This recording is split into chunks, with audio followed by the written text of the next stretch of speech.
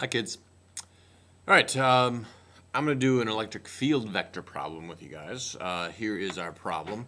We have two charges, a -3 microcoulomb charge and a +2 microcoulomb charge. And there's some random point in between them that I'm going to call x. So it's 2 meters here, 3 meters there. And I want to find the electric field at point x.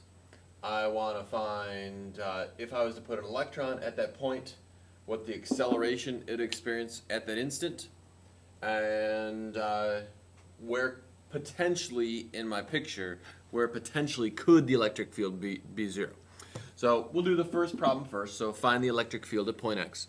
If I want to do that, the first thing we have to do is, just like when we were doing Coulomb's law problems, is a free body diagram.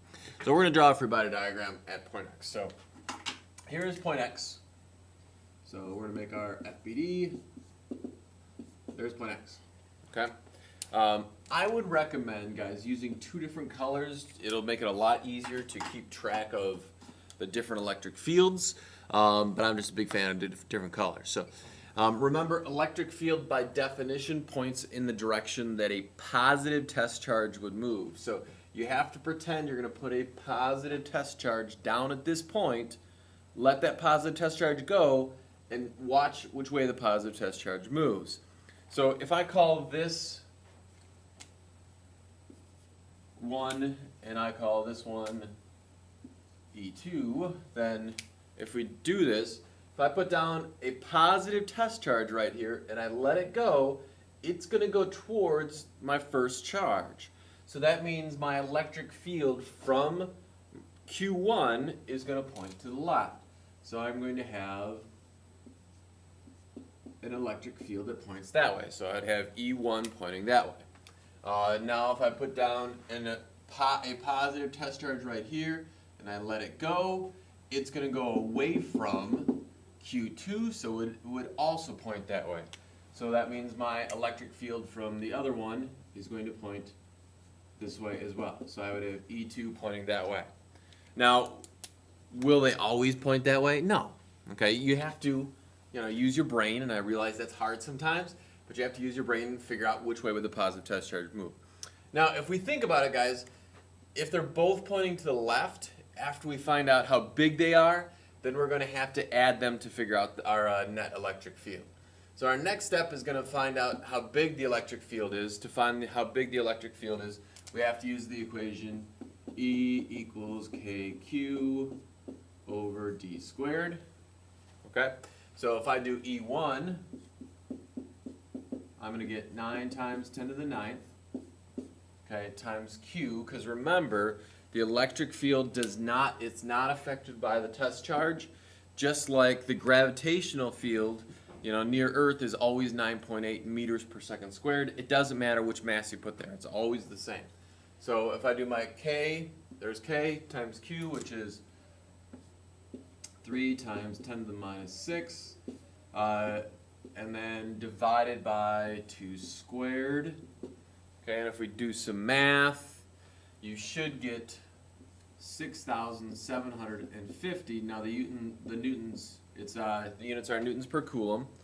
But again, you guys, you have to remember, I realize there's a negative there, but it's a vector, so I don't care about negatives, I do care about direction. So E1 was pointing to the left, so I'm going to put an arrow going that way. Okay? If I do the same type of setup for E2, I'm going to get E2 equals 9 times 10 to the 9th times 2 times 10 to the minus 6 all over 3 squared. And if you plug it in, you do the math, you get 2,000 newtons per coulomb, also pointing to the left. So if I want to find my net electric field, I just have to add these two electric fields together. So my net electric field would be 8,750 newtons per coulomb pointing to the left. So I have just done the first problem right there. Hopefully that makes sense. Now remember, electric field tells you the direction that a positive test charge would move. Well, if I put down in number 2 it says I'm going to decide to put down an electron. Well, an electron has a negative charge. That means the force acting on the electron isn't going to point to the left, it would actually point to the right. So if we do number 2, and I'll use a different color. So if I do number 2 here, then what I'm going to do is, the easiest way to do this is just to use the equation F equals E times Q, okay, where this is my force that I'm looking for, and I know F equals ma, so if I find my force, I can find my A. E I solve for, and Q is what charge I'm putting down, which is an electron, and we know the Q of an electron is negative 1.6 times 10 to the minus 19.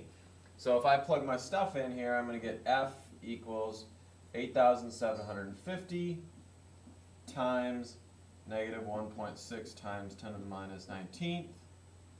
And if you do the math, you're going to end up with, let's see, 1.4 times 10 to the minus 15th newtons. Now again, I don't care about the positive negative, I do care about the direction. So if my electric field was pointing this way, this is the direction that a positive Tesla charge would move. If I'm putting down an electron, that means my electron, the force on it, would have to point this way. Okay, so far so good. Okay, I'm going to erase up here just so we can continue.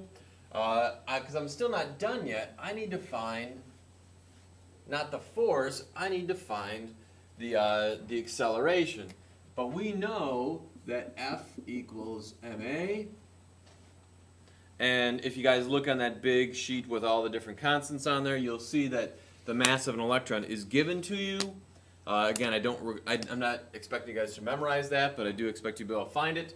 The mass of an electron is 9.11 times 10 to the minus 31st. So if I plug my numbers in, I get 1.4 times 10 to the minus 15th newtons equals 9.11 times 10 to the minus 31st times A.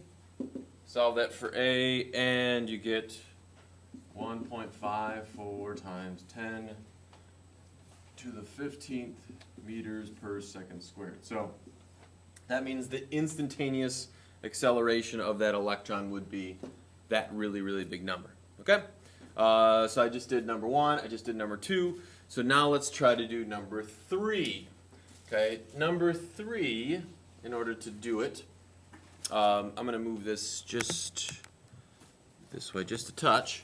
To do number 3, well, we already determined that between these two, my electric field points, both electric fields point this way. So I know it can't be between these two. So let's think about the spot over here. So if I do my spot over here, I'll call that random spot point A. So if I do point A, and I draw my free body diagram, okay, so if I put down a positive test charge right there, it's going to go towards Q1. So I would have E1 at point A would point this way.